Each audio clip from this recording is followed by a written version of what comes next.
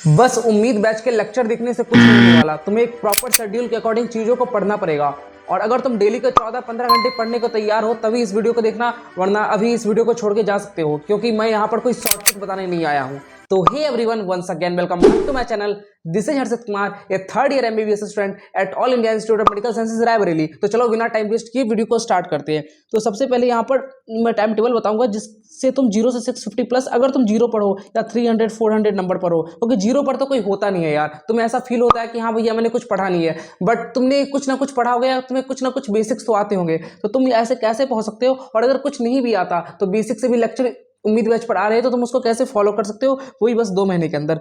तो देखो, तुम्हें क्या करना है, तुम्हें उम्मीद बैच के बस लेक्चर नहीं देखने, तुम्हें उसके साथ प्रॉपर टाइम टेबल बनाना है। उस टाइम टेबल के अंदर लेक्चर्स होने चाहिए, उसके अंदर क्वेश्चन प्रैक्टिस भी होनी चाहिए, उसके अंदर मॉक टेस्ट भी होना चाहिए और उसके अंदर रिवीजन भी होना चाहिए। मैक्सिमम स्टूडेंट क्या करते हैं, बस लेक्चर देख लेंगे और ज़्यादा से ज़्यादा क्वेश्चन प्रैक्टिस कर लेते हैं। ज़्यादातर स्टूडेंट बस ये दोनों काम करते हैं, फिर बोलते हैं भैया मेरा नीट में सिलेक्शन नहीं हो पाया, मैंने पिछले साल उम्मीद बैच फॉलो तो किया था बट मेरे मार्क्स नहीं आए, नीट में जाके मेरे से क्वेश्चन बन नहीं पाए, क्योंकि तुमने मॉक टेस्ट की प्रैक्टिस नहीं करी थी। और बहुत लोगों ने मॉक टेस्ट की प्रैक्टिस कर रखी होती है तो वो रिवीजन नहीं करते, वो एनसीईआरटी नहीं पढ़ते। उन्हें लगता है कि बस मैंने एक बार लेक्चर देख लिया तो मुझे याद हो जाएगा। लेकिन इस बात को समझो तुम कि एक बार लेक्चर देखने से किसी को याद नहीं होता। तुम क्या, even NEET all India rank 1 भी क्यों ना हो, उसको भी चीजों को 10 बार पढ़ना पड़ता है। उसको भी एनसीईआरटी की बायोलॉजी की हर एक लाइन को 10 से 15 बार पढ़ना पड़ता है, तब जाकर चीजें याद होती है। तुम सोचते हो कि भैया मैंने 5 बार एनसीईआरटी पढ़ ली पर मुझे लाइन याद नहीं हो रहे, मेरे क्वेश्चन गलत हो जा रहे हैं, तो तुम्हें उसको बार बार पढ़ना पड़ेगा। और उसको तुम टाइम टेबल में कैसे ला सकते हो वही मैं वीडियो में बताने वाला हूं, इसके लिए एंड तक बने रहना। और जनरल इन्फॉर्मेशन की बात करूं तो ये जो बैच है 18 फरवरी से 20 अप्रैल तक होने वाला है, मतलब काफी ज्यादा डेट इसकी एक्सटेंड कर रही है। इसके साथ इसमें पीडीएफ नोट्स और डीपीपी ऐप पर मिल जाएगा, वन शॉट लेक्चर में खत्म होगा, जिसमें एक चैप्टर एक दिन में कराया जाएगा। और उसके साथ ये बेस्ट टीचर और बेस्ट कंटेंट है, इसमें तो कोई डाउट है ही नहीं, और वो भी बिल्कुल फ्री ऑफ कॉस्ट है। सबसे इंपॉर्टेंट बात तो ये है।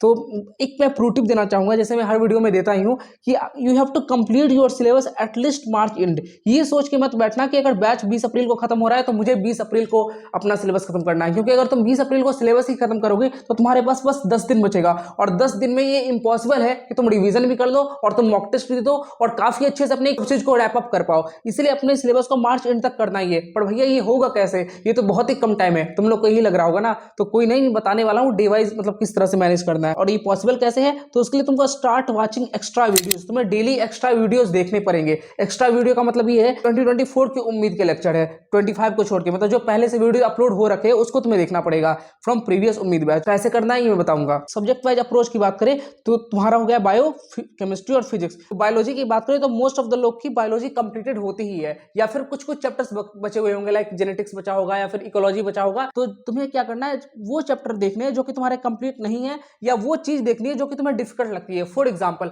अगर तुम्हें पूरी ह्यूमन फिजियोलॉजी नहीं देखनी है, तुम्हें डिफिकल्ट लगता है कि भैया मुझे ब्लड मैचिंग समझ में नहीं आता, मुझे हार्ट का डबल सर्कुलेशन समझ में नहीं आता, तो बस जाकर उस पोर्शन को देख लो। ये मत करना कि बॉडी फ्लूइड सर्कुलेशन का पूरा चैप्टर ही देखे जा रहे हैं, क्योंकि इससे तुम्हारे 7-8 घंटे वेस्ट हो जाएंगे। हाँ, अगर तुम्हें जेनेटिक्स समझ में नहीं आती तो जेनेटिक्स काफी ज्यादा कंसेप्चुअल है, उसका तुम्हें पूरा लेक्चर देखना चाहिए। लेकिन अगर कोई ऐसा चैप्टर है जिसका बस एक टॉपिक वीक है, तो उस टॉपिक को बस देख लो, जिससे वो एक घंटे के अंदर कंप्लीट हो जाए। ये मत करना कि उसको पूरा स्टार्ट से लेकर एंड तक देखे जा रहे हैं, क्योंकि कुछ नई चीज नहीं बताई जाएगी। क्योंकि बायो से जो भी क्वेश्चन आते हैं वो एनसीईआरटी से आने वाले, तुम्हें ही पता है, हम ही पता है और सबको पता है। तो अगर तुम एनसीईआरटी कर लोगे ना तो तुम्हारे क्वेश्चन वैसे भी सही हो जाएंगे, तो वन शॉट की जरूरत है नहीं। जहां पर तुम्हें लगता है कि हाँ भैया यहाँ पर मेरा कंसेप्ट वीक है, जेनेटिक्स में मुझे ये ट्रांसलेशन ट्रांसक्रिप्शन समझ में नहीं आता, तो उसको जाकर देख लेता हूँ। Sexual reproduction in flowering plant का समझ में नहीं आता, पोलिनेशन कैसे हो रहा है, तो उसको जाकर देख लेता हूँ। तो उस पार्ट को बस देख लिया करो।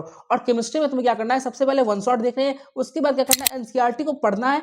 कौन सी, इनऑर्गेनिक और ऑर्गेनिक में। फिजिकल एनसीईआरटी पढ़ने की जरूरत नहीं है इस टाइम पर, क्योंकि टाइम बहुत ही कम है और मैं यहाँ पर नहीं बोलूंगा कि तुम फिजिकल पढ़ो। उसके बाद तुम्हें क्या करना है, डीपीपी सॉल्व करना है और एनसीईआरटी के क्वेश्चंस करने हैं। ये बहुत ही इंपॉर्टेंट है, क्योंकि एनसीईआरटी के इन टेक्स्ट क्वेश्चन और एक्सरसाइज वाले क्वेश्चन दोनों से हर साल कम से कम नीट में 5 से 10 क्वेश्चन आ ही जाता है, टोटल मिलाकर। केमिस्ट्री के अंदर मैं बात कर रहा हूं बस। तो अगर तुम इन टेक्स्ट क्वेश्चन और एक्सरसाइज के क्वेश्चन कर लोगे ना, तो वो एग्जैक्ट क्वेश्चन तुम्हें देखने मिल जाएगा नीट एग्जाम में। तुम खुद सोचो कि नीट एग्जाम में तुम्हें कोई क्वेश्चन दिख रहा है और वो एग्जैक्ट क्वेश्चन तुमने पहले कर रखा है, तो तुम्हारे अंदर का कॉन्फिडेंस कितना ज्यादा बिल्डअप हो जाएगा। और नीट का एग्जाम ही पूरा कॉन्फिडेंस का गेम है कि अगर तुम कॉन्फिडेंट होते हो एग्जाम के टाइम पर और तुम्हारे अंदर कॉन्फिडेंस ज्यादा होता है एग्जाम में, तो तुम अपने आप ही स्कोर कर ही लोगे। जो क्वेश्चन नहीं बनने वाला होता है वो भी क्वेश्चन तुम सही करके आ जाते हो। और पीवाईक्यूज तो करनी है जो कि नोट्स में ऑलरेडी कवर्ड हो चुके होते हैं, तो इसलिए मैं पीवाईक्यूज के बारे में एक्स्ट्रा बात नहीं कर रहा हूं। एक्स्ट्रा बात मैंने की एनसीईआरटी क्वेश्चन के बारे में, और एनसीईआरटी रीड करना है इनऑर्गेनिक और ऑर्गेनिक में, डीपीपी सॉल्व करना ही है। तुम लोगों में से बहुत लोग की फिजिक्स वीक होगी और उन्हें समझ में नहीं आ रहा होगा कि क्या किया जाए, तो ये तुम लोग ध्यान से सुन लो, ये तुम लोग का लास्ट चांस होने वाला है। क्योंकि तुम अगर ये सोच रहे हो कि मैं लास्ट के 1 मंथ में फिजिक्स कर लूंगा,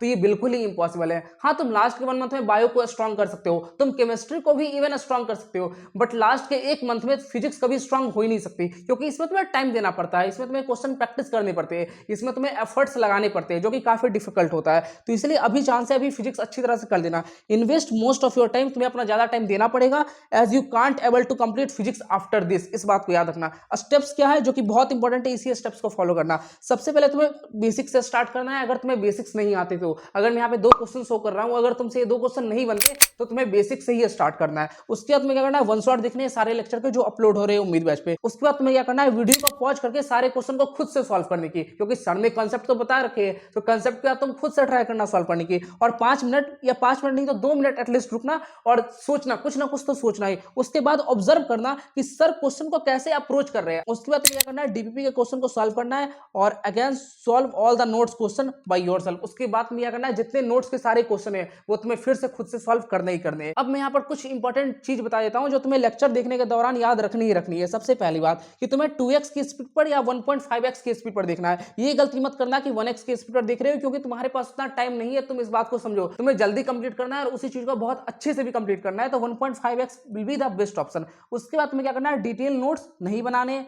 कोई भी नोट्स नहीं बना रहे हो तो ये भी गलती है। तुम्हें क्या करना है, तुम्हें शॉर्ट नोट्स बनाने हैं। इस बात को याद रखो, जो भी इंपॉर्टेंट फॉर्मूला हो, जो भी इंपॉर्टेंट कंसेप्ट हो, जो भी इंपॉर्टेंट क्वेश्चन हो, वो सारी चीज शॉर्ट नोट्स के अंदर होनी चाहिए। और पर चैप्टर 4 से 5 पेज के शॉर्ट नोट होने चाहिए, इससे ज्यादा भी नहीं होने चाहिए। और इतना अगर तुम कर लेते हो तो ये मोर देन इनफ होने वाला है तुम्हारे प्रिपरेशन के लिए। तो अब बात करते हैं मोस्ट अवेटेड टाइम टेबल की। तो मैं मान के चल रहा हूँ तुम 8 बजे से पढ़ना स्टार्ट कर दोगे, बाकी तुम अगर नाइट ऑल हो तो तुम अपने अकॉर्डिंग एडजस्ट कर सकते हो। तो 8 से 9 तक तुम्हें क्या करना है, एनसीईआरटी बायो की रिवीजन करनी है और एक दिन में 1 चैप्टर रिवीजन करना ही करना है। उसके बाद तुम्हें 9 से 12 तक क्या करना है, फर्स्ट स्लॉट लेक्चर देखना है, ठीक है। क्योंकि मैं मान के चलता हूं कि अगर कोई 1 शॉट लेक्चर 8 घंटा का है तो तुम उस 8 घंटे को कंटिन्यूअसली देख नहीं सकते, और अगर देखोगे भी ना तो वो इतनी इफिशियंसी निकल के नहीं आएगी। तो इसलिए ट्राई करना कि स्लॉट वाइज देखो, मतलब 3 घंटे देख लिया, फिर 3 घंटे देख लिया, फिर 3 घंटे देख लिया, तो ऐसे आसानी रहेगी। रादर देन कि तुम एक ही बार में 10 घंटे के लेक्चर देख के बैठ गए और पता चल रहा है कि पूरा दिन निकल गया, तुम एग्जॉस्ट भी हो गए, तुम्हें कुछ समझ भी नहीं आ रहा है। फिर 12 से 1 तक क्या करना है, तुम्हें ब्रेक करना है, लंच करना है, जो करना है कर लो।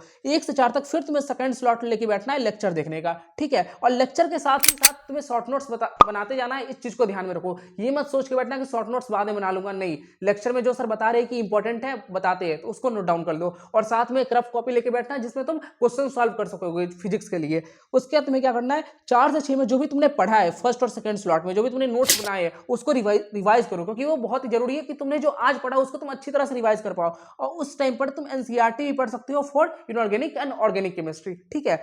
अब तुम 6 से 8 तक क्या करोगे, एक्स्ट्रा वीडियोस देखोगे। एक्स्ट्रा वीडियोस करने का मेरा मतलब क्या हो गया, फॉर एग्जांपल तुम्हारा बायो कंप्लीट है तो तुम उस टाइम पर फिजिक्स की एक्स्ट्रा वीडियो देख सकते हो। जैसे अभी फिजिक्स में तो काइनेमेटिक्स चल रहा है, तो तुम क्या करोगे, मॉडर्न फिजिक्स वाला पार्ट जो कि प्रीवियस उम्मीद बैच में पढ़ाया गया था उसको जाकर देख सकते हो, जिससे क्या होगा कि तुम्हारा 12th वाला सिलेबस भी कंप्लीट होते रहेगा और 11th वाला तो चल ही रहा है, तो फिर तुम आराम से मार्च एंड तक सिलेबस कंप्लीट कर लोगे। फिर यही काम तुम केमिस्ट्री के साथ भी कर सकते हो, क्योंकि तुम्हारा बायो तो कंप्लीट हो चुका है। तो जिस दिन बायो का लेक्चर रहेगा उस दिन तुम केमिस्ट्री के प्रीवियस उम्मीद बैच वाले लेक्चर देखते रहना, क्लास 12th वाले। और उसी टाइम पर 6 से 8 बजे तक तुम एक्स्ट्रा वीडियो देख सकते हो, वही केमिस्ट्री और फिजिक्स के क्लास 12th वाले, जिससे तुम सिलेबस को पहले कंप्लीट कर पाओगे। 8 से 9 तक तुम्हें क्या करना है, डिनर ब्रेक मिलेगा, तुम जो चाहो कर सकते हो, फैमिली से बात कर लो, ये सारी चीज कर लो। 9 से 11 तक फिर तुम्हें पीवाईक्यू सॉल्व करनी है और डीपीपी सॉल्व करना है। ये बहुत ही इंपॉर्टेंट सेगमेंट है पूरे टाइम टेबल का, क्योंकि अगर तुम खुद से सॉल्व नहीं करोगे ना तब तक तुम्हें अपनी गलतियां आइडेंटिफाई नहीं होगी कि हाँ मैं किस चीज में वीक हूं, मुझे कहां पे वर्क करना है। तो ये काम जरूर से करना, मैक्सिमम लोग ये नहीं करते। उसके बाद तुम्हें 11 से 1 तक रिवाइज करना है प्रीवियसली टॉपिक जो पढ़ाई हो चुका है। फॉर एग्जांपल अभी तुम्हारा न्यूटन्स लॉ ऑफ मोशन चल रहा है, है। तो तुम्हें क्या करना है, तुम्हें काइनेमेटिक्स और बेसिक मैथ दोनों को रिवाइज करना है। उस तरह से तुम केमिस्ट्री में अगर थर्मोडायनेमिक्स चल रहा है तो तुम्हें मोल कंसेप्ट रिवाइज करना है, एटॉमिक स्ट्रक्चर रिवाइज करना है। मतलब ऐसा नहीं होना चाहिए कि तुम आगे का पढ़ रहे हो और पीछे का भूल रहे हो। समझ में आ गई नहीं बात? आई होप इस टाइम टेबल से तुम्हें काफी हेल्प मिले और तुम नीट 2025 में अच्छा स्कोर करो। और अगर तुम्हें इस तरह से टिप्स चाहिए नीट 2025 क्रैक करने के लिए तो इस चैनल को सब्सक्राइब कर ही देना। और अगर फिजिक्स के लिए एक वीडियो चाहिए तो कमेंट कर देना, मैं जरूर बना दूंगा। तब तक के लिए पढ़ते रहो, मचाते रहो। Love you all, bye bye.